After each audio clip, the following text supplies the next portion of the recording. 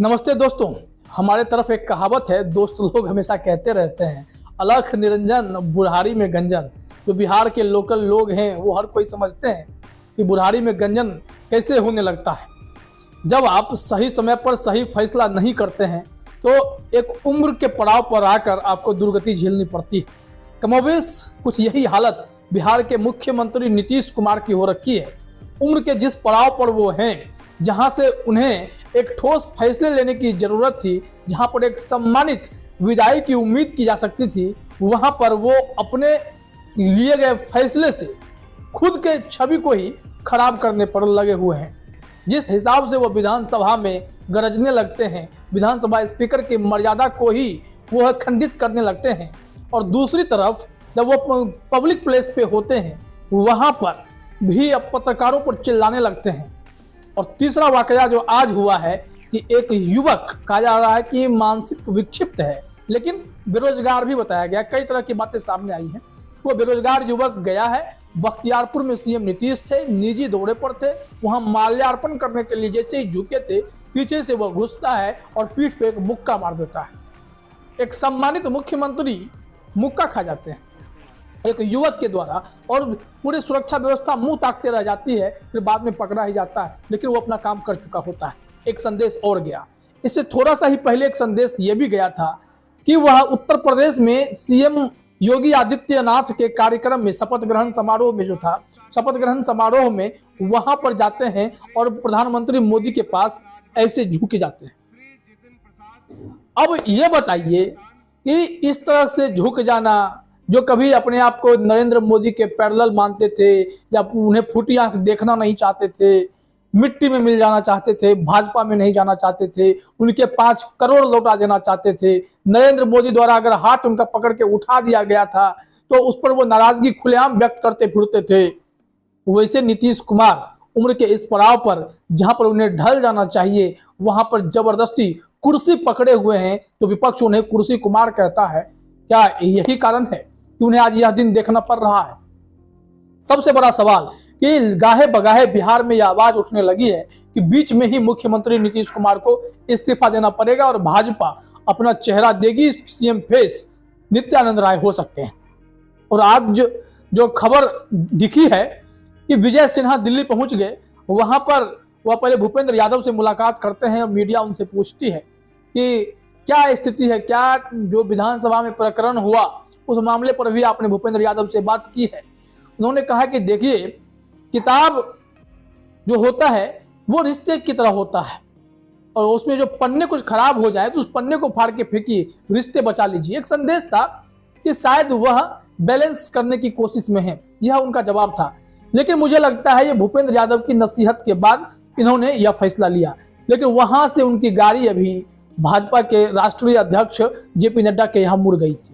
JP Nadda के आवास में गए हैं, वहां पर क्या बात होती है, क्या भूपेंद्र यादव के पास जो बात वो सहमत हुए, जो मीडिया से उन्होंने जानकारी दी, क्या वही बातें वहां जेपी नड्डा भी उन्हें सिखाएंगे, या बीजेपी की प्लानिंग कुछ और है?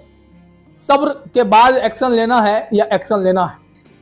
जानकार कहते हैं कि राष्ट्रपति चुनाव से पहले पहले ही बिहार में बड़ा खेल हो जाएगा, तो जून में ही हो सकता है। और यह बड़ा खेल तब होगा, थोड़ा सा इंतजार करना होगा, क्योंकि जब तारकिशोर प्रसाद ने यह कहा कि बिहार की सियासत में बड़ा बदलाव होने वाला है बोचहा विधानसभा उपचुनाव के बाद, कुछ चीजें बहुत ही गौर करने वाली हैं। विधान परिषद के उपचुनाव 24 सीटों पर होने हैं, जिसमें भाजपा जदयू ने अपनी अपनी सीटें बांट ली हैं।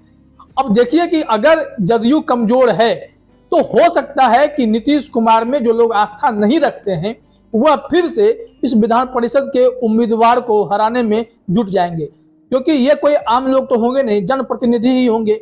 निकाय स्तर के जो जनप्रतिनिधि होते हैं उनके पास ये ताकत है, तो वो क्या तेजस्वी यादव के प्रति अपनी आस्था दिखाएंगे या भाजपा के प्रति अपना आस्था दिखाएंगे? तो आस्था अगर गठबंधन में होने पर के बावजूद भी भाजपा के अंदर आस्था दिखी, और फिर वहां जो है दूसरी कहानी यह दिख जाती है कि वह तेजस्वी यादव के प्रति भी आस्था दिखा रहे थे, नीतीश कुमार के प्रति जनता ने आस्था नहीं दिखाई, मतलब भरोसा कम हुआ।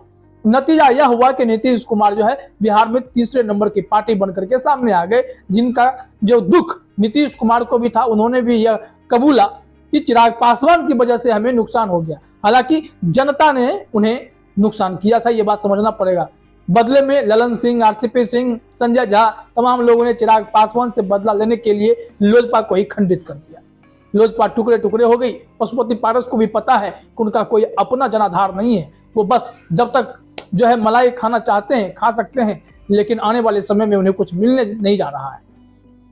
अब देखिए बिहार में क्या परिस्थिति उत्पन्न हो गई। बिहार के मुख्यमंत्री जिस उम्र के पड़ाव से गुजर रहे हैं, जब उन्हें इस बार भाजपा ने कहा कि आपको सीएम बनना होगा और आप ही के फेस पर चुनाव लड़ा जाएगा, यह अमित शाह ने अनाउंसमेंट कर दिया था।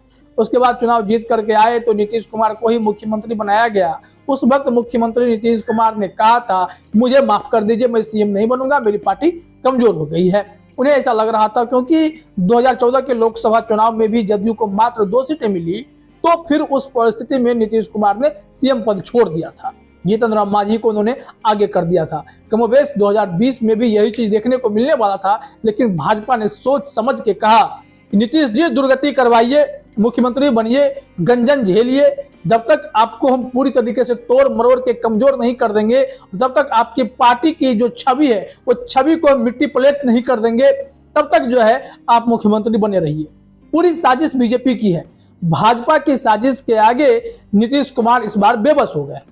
ऐसी बात नहीं है कि उनके अतरी में दांत नहीं है, कि वो समझदार नहीं है, सब कुछ है, वो बहुत इंटेलिजेंट है, माहौल को भी समझ रहे हैं, विकल्प नहीं है उनके पास। तेजस्वी यादव उन्हें भाव दे नहीं रहे और भाजपा में साथ रहना मजबूरी है। और भाजपा ने कहा है कि जब तक आपको पूरी तरीके से बेबस, कमजोर और लाचार मुख्यमंत्री नहीं बता दें, तब तक हम आपका साथ तो छोड़ने वाले नहीं है। तो इसी परिस्थिति में जो पूरा दृश्य आप देख रहे हैं, पूरे घटनाक्रम को समझिए। एक बार मैं ब्रीफ कर देता हूं, मैं बार बार बताता हूं किस तरह से सदन में गुस्सा निकला था। बताया जाता है कि बीजेपी ने 2 ऑप्शन दिए, एक गिरिराज सिंह, एक नित्यानंद राय। गिरिराज सिंह पहली प्राथमिकता पर गए थे, जिस पर नीतीश कुमार भड़के, वो गुस्सा जा करके विधानसभा स्पीकर पे निकल गया। वहां से निकले तो वो सीधे राज्यपाल से मिलने चले गए। पहले मीटिंग बुलाई अफसरों की, फिर राज्यपाल के पास चले गए। कहा जा रहा है कि वो इस्तीफा देने गए थे, लेकिन दिल्ली से फिर राज्यपाल ने बातचीत करके चीजों को संभालने की कोशिश की। उसके ही कुछ दिन बाद जो है वो मजार पे दिखाई पड़े, चादर चढ़ाने के लिए चले गए। तो ये सब प्रक्रिया तब होती है जब वो कोई बड़ा फैसला लेने वाले होते हैं। चुनाव आ गया तो वो निजी दौरे पर निकल पड़े। वो अपने पुराने लोकसभा क्षेत्र के अंतर्गत पड़ने वाले अपने जन्मस्थली वाले एरिया में घूमने गए। हर जगह घूम करके, हमसे कोई गलती हो गई हो तो माफ कीजिएगा, आप हमको भूलिएगा नहीं, हमने बहुत काम किया है और भी काम करेंगे, जो सारी बातें वो लोगों के बीच करने लगे। ये क्या विदाई से पहले की एक परिदृश्य है, जो एक माहौल तैयार किया जाता है, वही कोशिश हो रही थी, शायद वही कोशिश हो रही थी। और अंतिम दिन था आज सब कुछ खत्म होने वाला था और नीतीश कुमार यहाँ पर मुक्का खा जाते हैं। और उसी कड़ी में होली के बाद जो है नित्यानंद राय बिहार आते हैं। बिहार में आकर के वो नीतीश कुमार से मुलाकात करते हैं, एक दूसरे को बुके देते हैं। फिर से बात बढ़ गई, आखिर क्या होने वाला है। तो फिर घटनाक्रम ऐसा हुआ, मुकेश सहनी को तोड़ दिया गया। मुकेश सहनी के तमाम विधायक बीजेपी में चले गए। मुकेश सहनी से इस्तीफा अभी तक लिया नहीं गया है, शायद कार्यकाल खत्म होने का ही इंतजार किया जा रहा हो। इसके बाद पूरे गेम प्लान को आप देखते जाइए। अभी भाजपा के एक और उम्मीदवार खड़े हुए हैं, उम्मीद की जा रही है कि वो जीत जाएंगे, तो फिर ये 78 आंकड़े हो जाएंगे इनके। ये बड़ी पार्टी, सबसे बड़ी पार्टी तो बन ही चुके हैं, 1 सीट और इजाफा हो जाएगा। नीतीश कुमार थोड़े और छोटे नजर आएंगे, थोड़े और कमजोर नजर आएंगे।